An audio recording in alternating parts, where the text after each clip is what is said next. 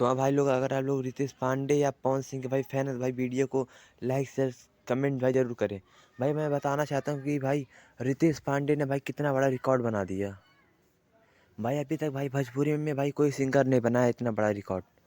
भाई आप लोग भाई देख सकते हैं मोबाइल स्क्रीन पे कि भाई 3 साल में भाई 920 मिलियन व्यूज़ आप लोग सोच सकते हैं।